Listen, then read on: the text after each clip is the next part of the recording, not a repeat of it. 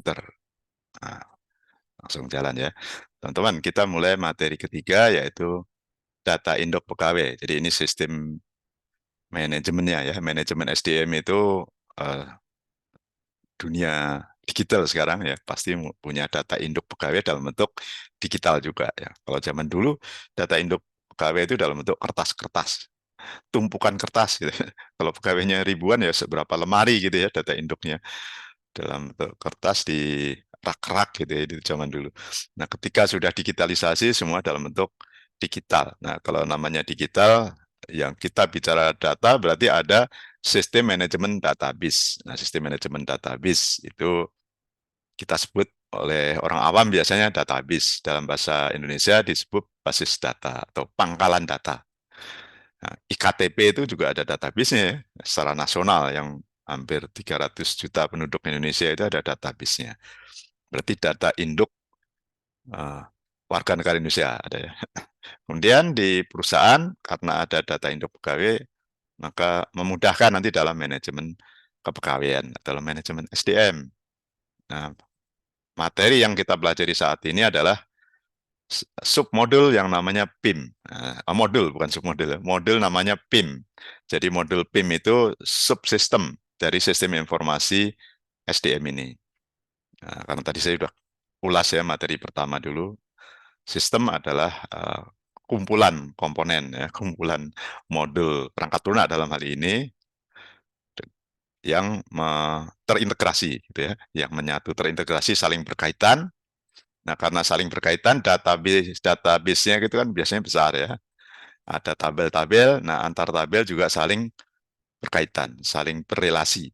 Maka sistem manajemen database-nya itu masih menggunakan yang relational database management system bagi yang sudah belajar ya, RDBMS.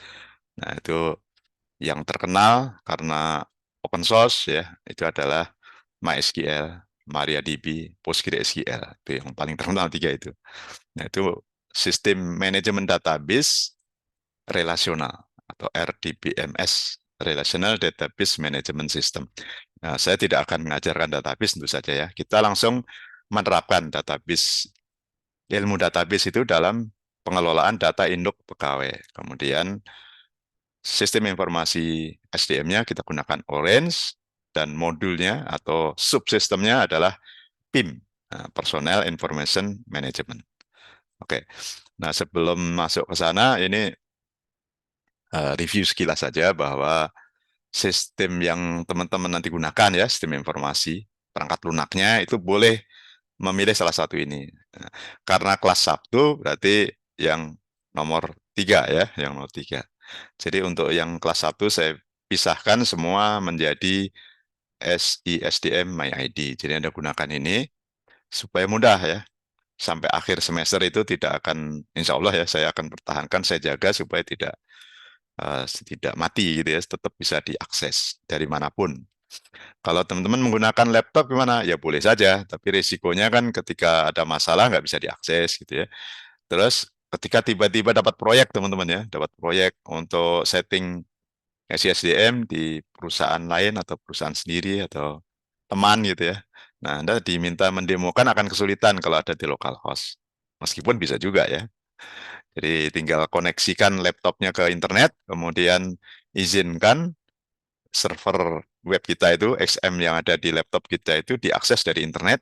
Nah, maka orang lain di internet itu, dimanapun di seluruh dunia bisa melihat web laptop kita. Jadi saya ulang, ini website juga. Nah, karena ada yang nanya kemarin, Pak, ini yang harus saya kerjakan tuh yang di laptop atau yang di website? Nah, jadi berarti dia nggak paham. Yang di laptop juga website. Tapi website yang ada di laptop, mungkin maksudnya gitu ya. Atau website yang ada di cloud. Jadi kalau ada di internet, dalam pengertian terhubung terus dengan internet, nah, bukan di laptop, itu kita menyebutnya sekarang cloud, ya istilahnya cloud. Jadi cloud itu di internet. Karena laptop kita juga nyambung ke internet. Jadi kalau kita hanya nyebut internet itu bisa menimbulkan perbedaan pendapat atau salah paham. Karena laptop kita juga bisa terhubung ke internet.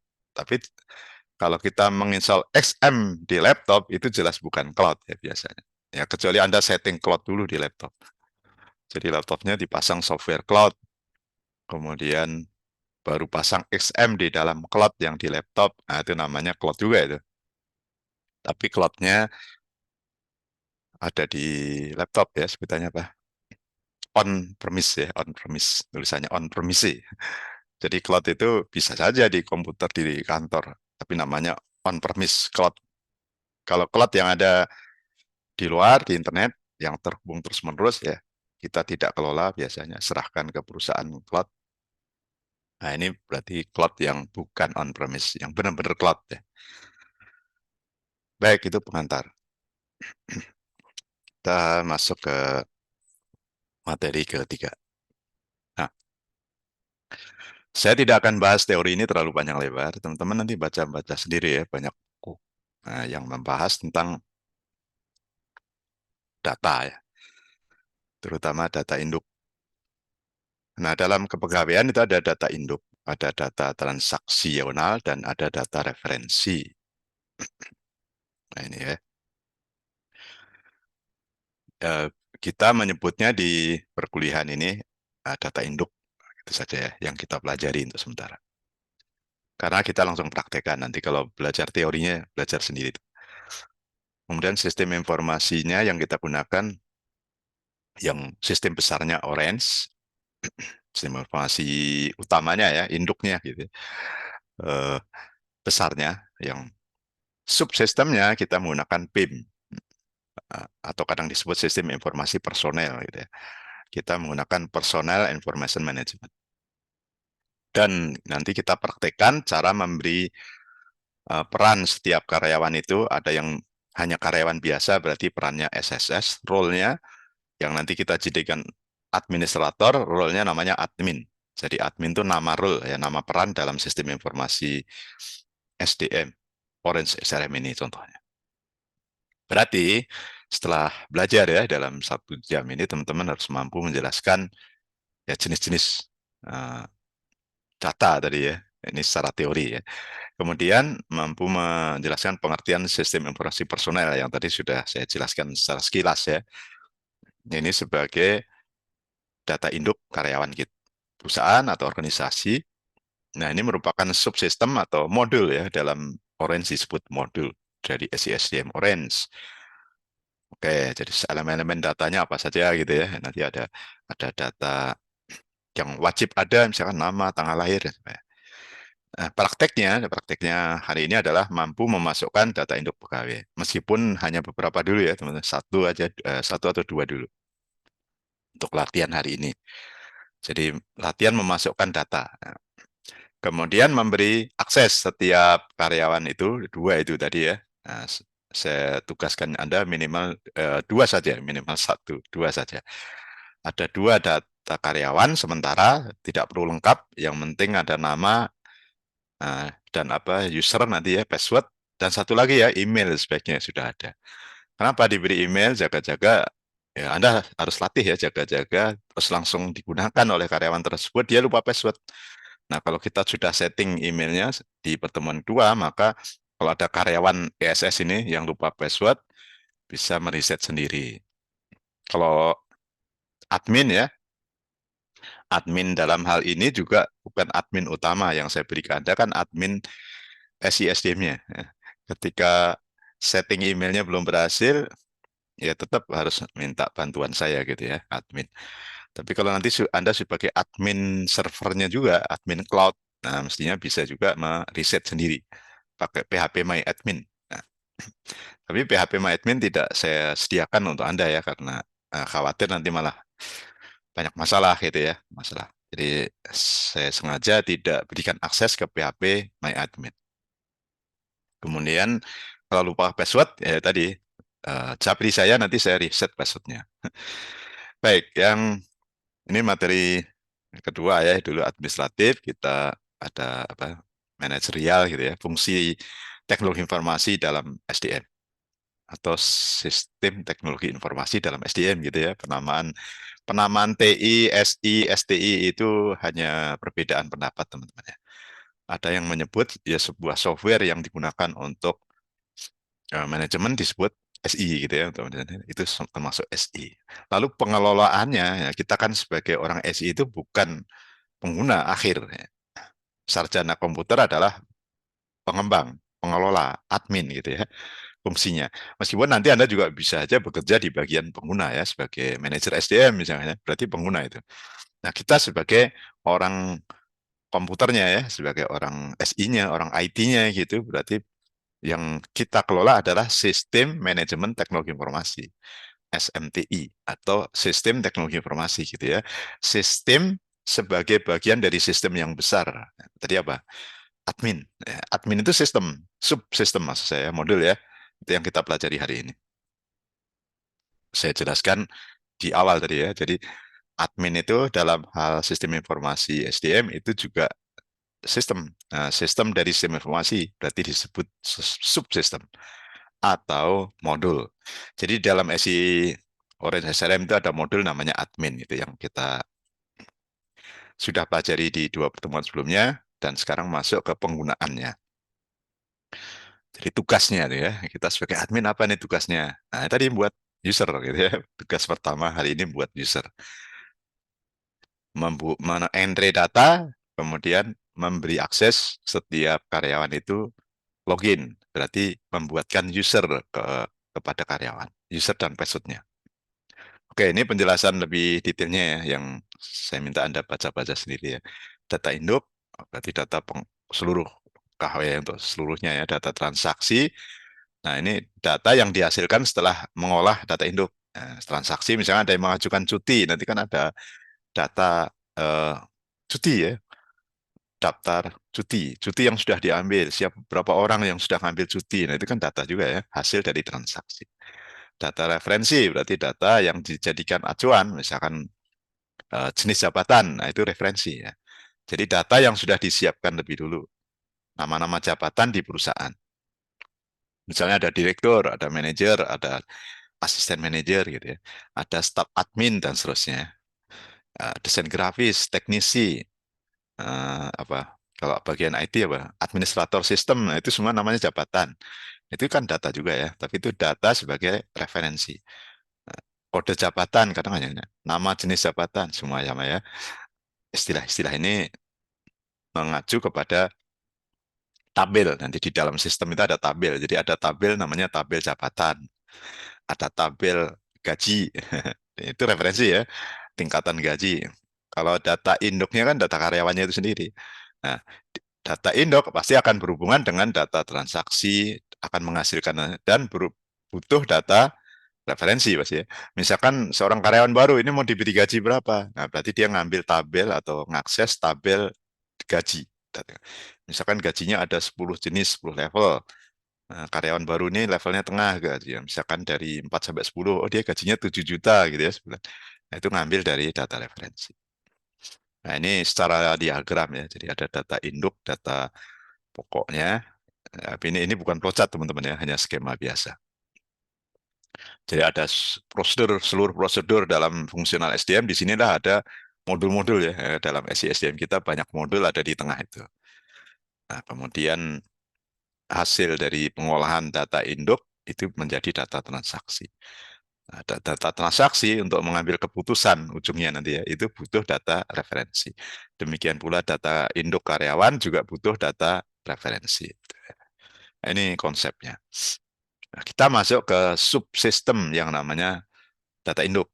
Nah, di sistem Orange ini disebut PIM, Personal Information Management. Tapi istilah umumnya, ini, sistem informasi personel, istilah umum. Sistem di dalam sistem ini adalah subsistem. Ini teman-teman jangan bingung ya. Kalau saya nyebut sistem itu artinya karena ini berada di sistem yang lebih besar, berarti ini subsistem. Tapi suatu saat bisa jadi ada suatu sistem yang agak kecil, misalkan sistem penggajian. Jadi belum punya sistem manajemen SDM selain penggajian. Itu tetap butuh sistem informasi personel, teman-teman. Ya. Jadi paling tidak itu ada dua modul kan, modul data karyawan itu atau data induk karyawan dan modul penggajian, payroll. Nah, itu. Jadi, tapi ada juga ya, saya pernah menemukan itu sebuah perusahaan kecil ya, yang butuh sistem informasi SDM hanya untuk mengelola data karyawan saja.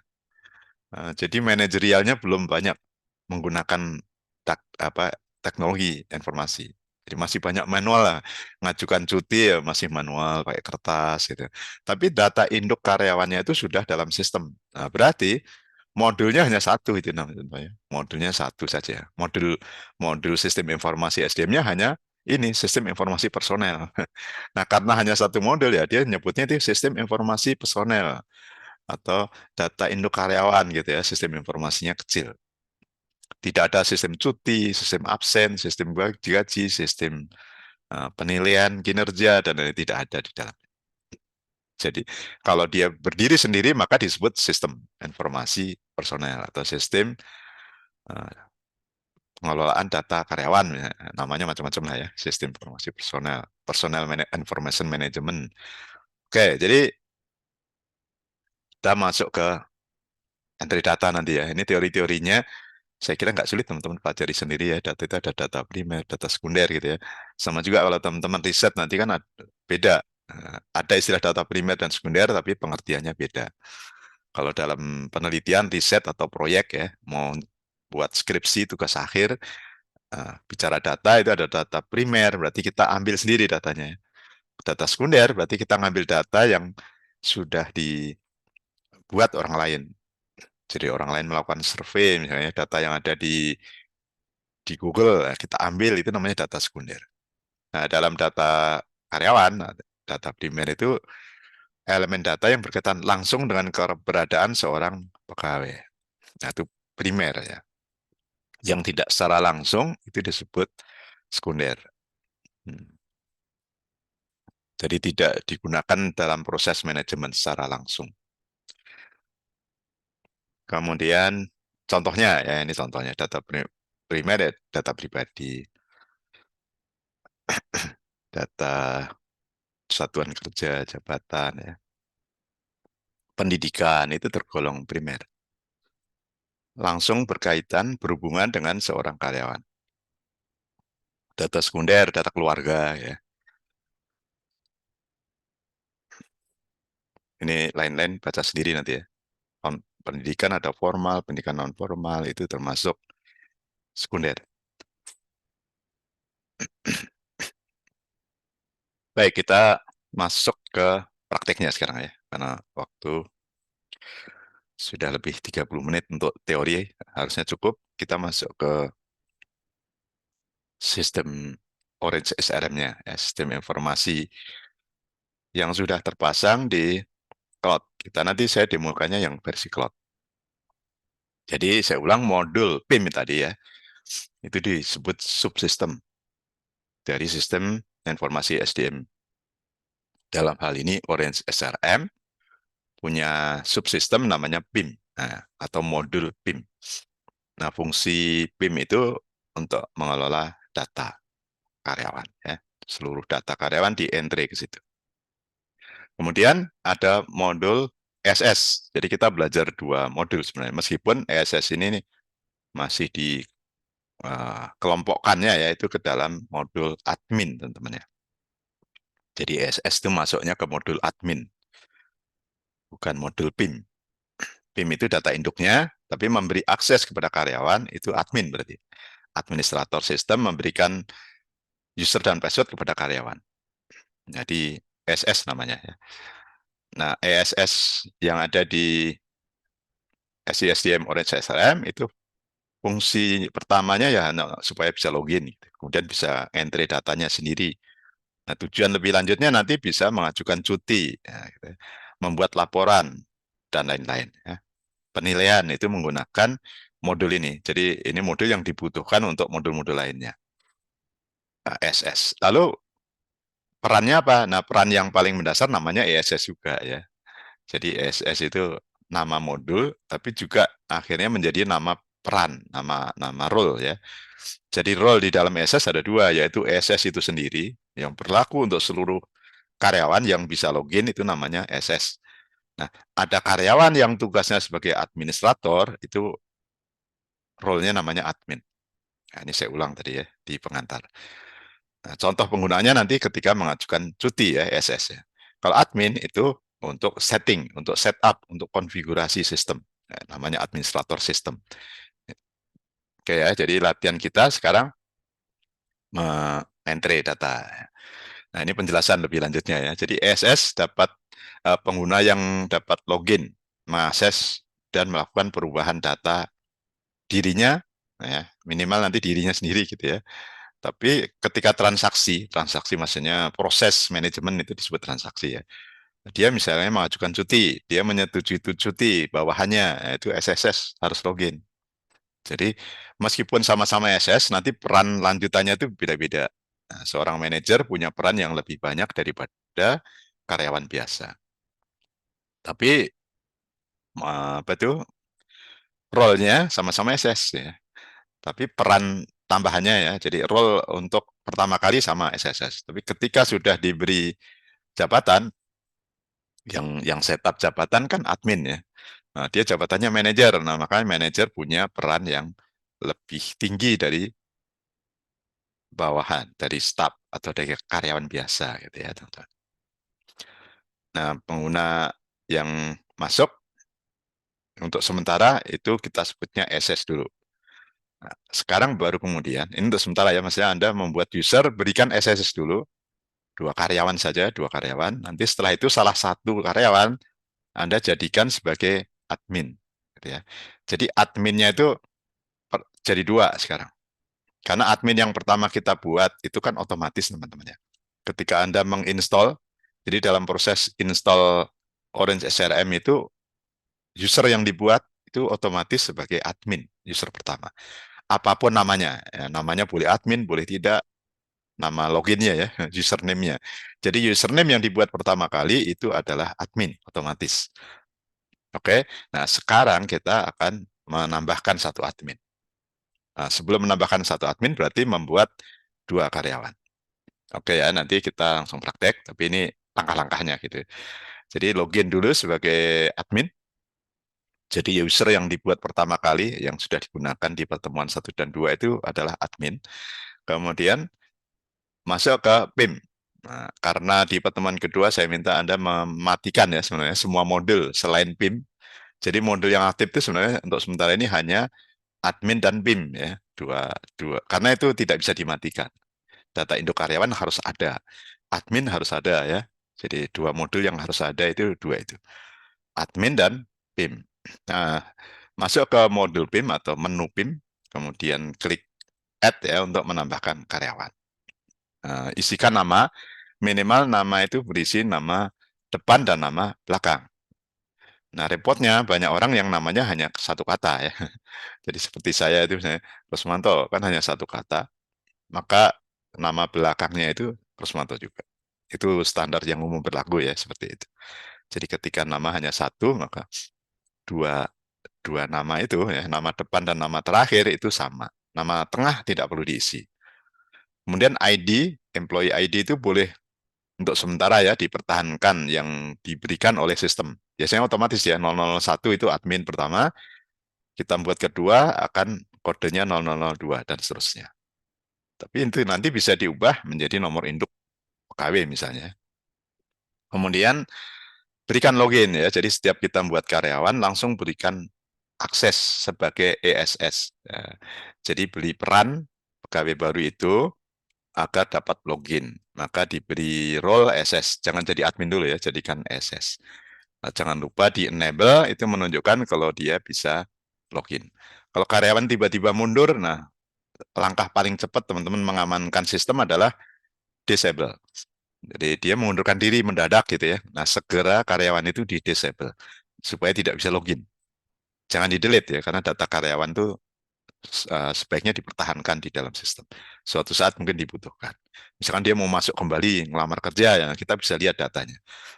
Jadi ketika dia mundur atau tidak aktif, enable-nya dimatikan menjadi disable. Kemudian username dan password-nya ini hanya pertama password-nya ya. Username itu sifatnya permanen seperti nama juga ya, tapi bebas.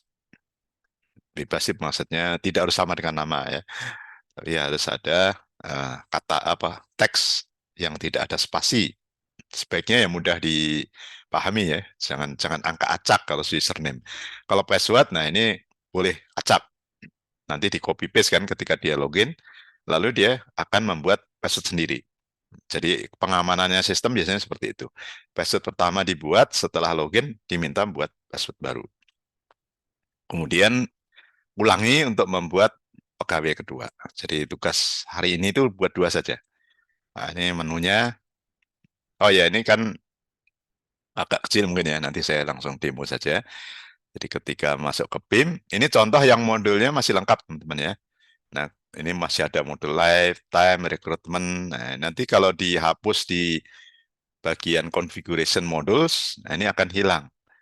Nah, performan, karena itu modul itu. Kalau dashboard kan hanya menu biasa ya. Dashboard, my info itu menu biasa. Nah, jadi yang modul besar adalah modul cuti, leave, modul time untuk absen, untuk penugasan, dan modul rekrutmen untuk proses perekrutan. Ya. Dan ada model performance untuk penilaian kinerja. Jadi 4 modul itu dihilangkan dulu ya, supaya nggak terlalu banyak modulnya ya. Nah, sekarang kita masuk PIM. Di PIM itu di sini ada sub menu atau ada apa, bar ya. Ada toolbar di kanan atas, kanan itu add employee.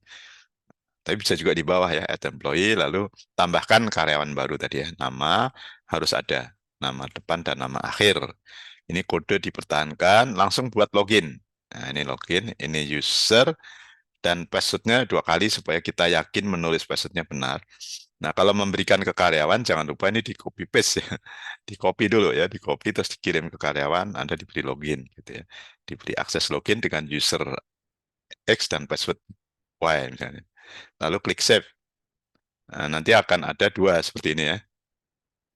Jadi 2 karyawan, ditambah kita sendiri yang menginstall. Jadi kita yang install itu sebagai admin otomatis.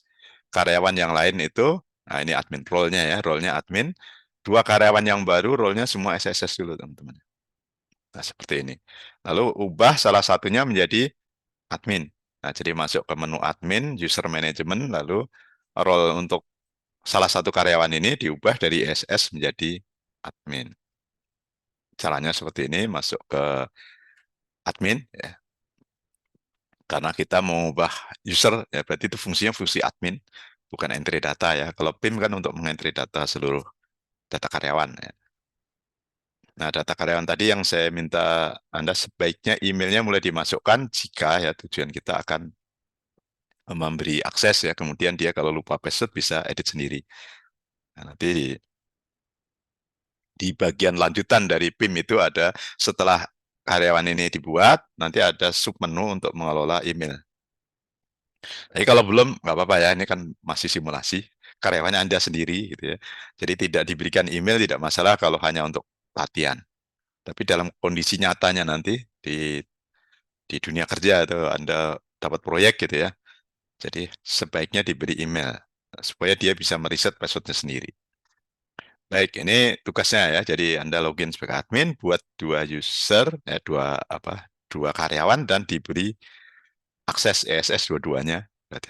Nah, itu tadi dibuat screenshotnya. Jadi screenshot pertama itu setelah berhasil membuat 2 pegawai.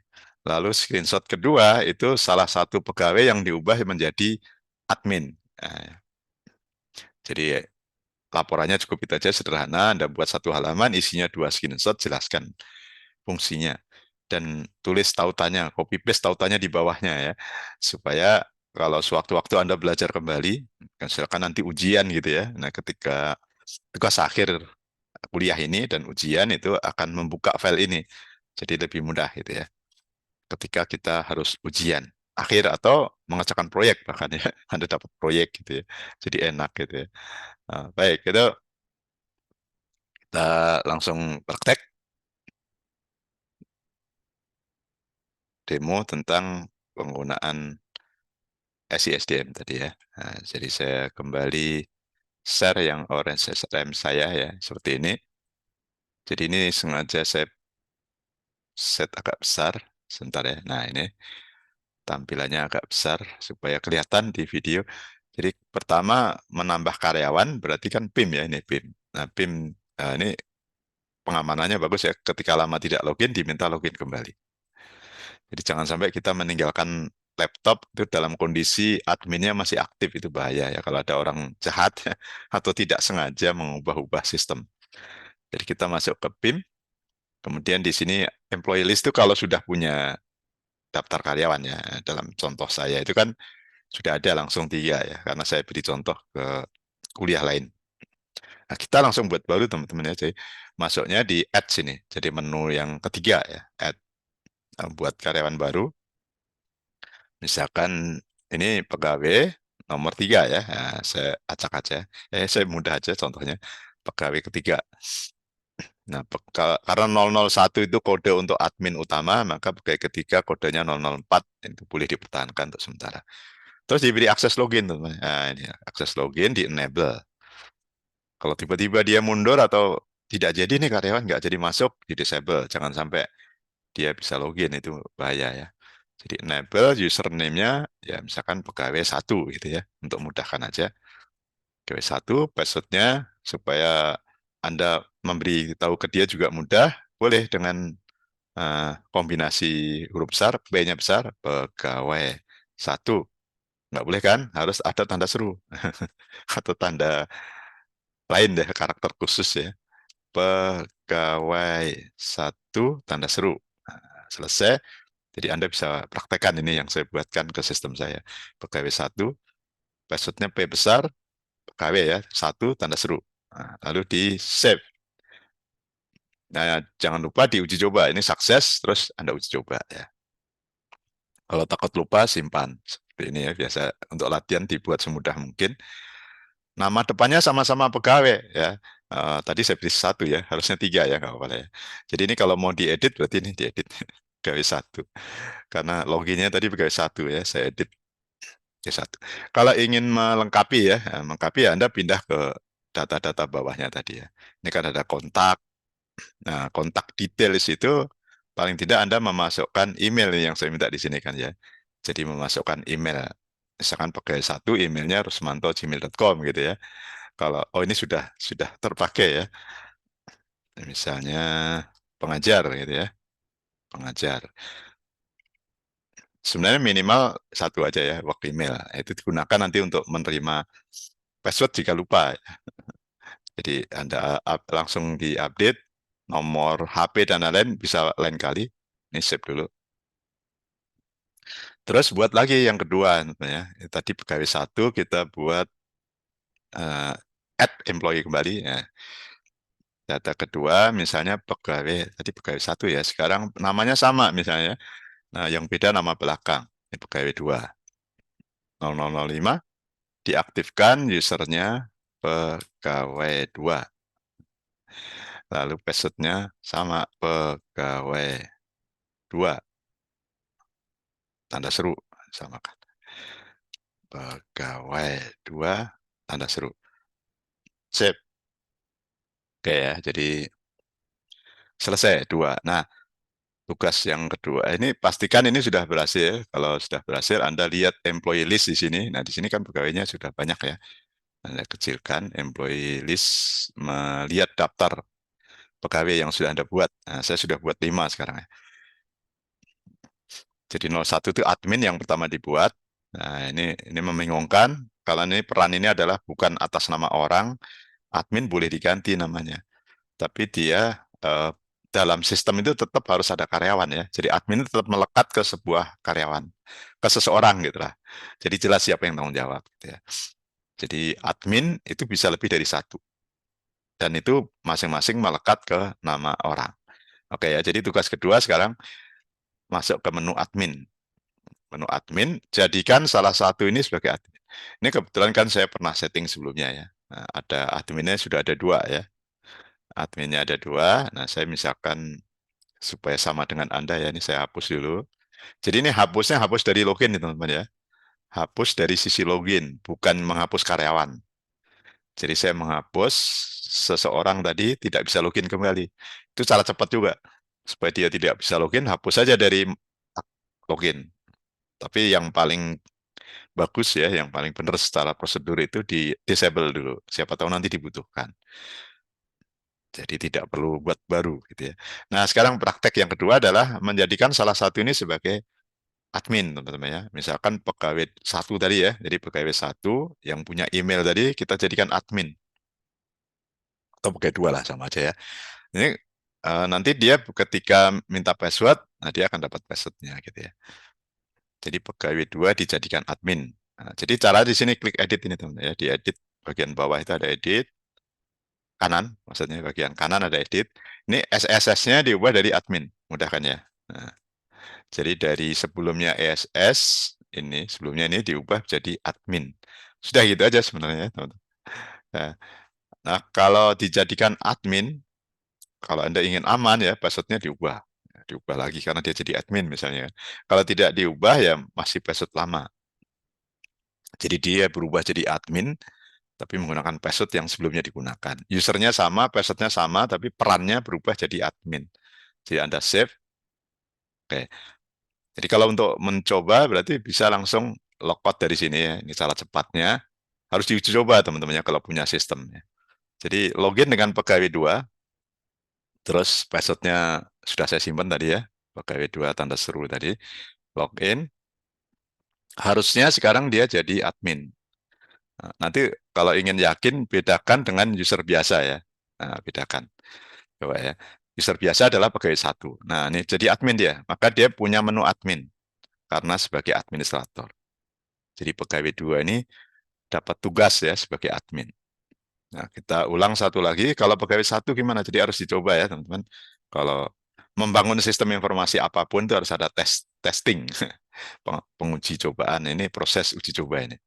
Kalau tidak, ya bahaya ya, sistemnya lemah gitu ya. Nah, lihat kalau pegawai biasa itu tidak ada admin, tidak ada PIM ya. Jadi menunya sangat sederhana. Jadi hanya menu untuk seorang pegawai biasa. Nah, ini contohnya. Pegawai satu. Ya. Logout kembali. Kalau ingin menguji coba ya, menguji coba tugas kedua, passwordnya lupa dia klik forgot password. Nah, pegawai satu lupa password. Nah, karena sudah punya email ya, tadi sudah saya set, kita coba usernya harus tahu ya, kalau usernya lupa ya harus tanya admin. Pegawai satu, pegawai satu itu lupa password, masukkan username-nya pegawai satu. Reset password. Hmm. Ya, dia kirim.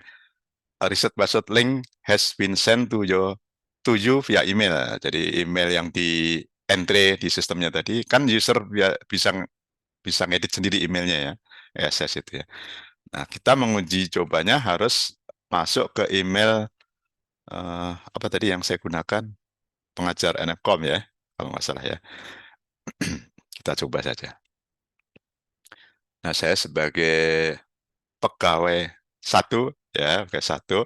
Wah, ini email ini ternyata saya amankan juga dengan pengamanan ganda. Nah, setelah berhasil login, nah dia harusnya terima email dari Orange SLM tadi. Nah, ini ya.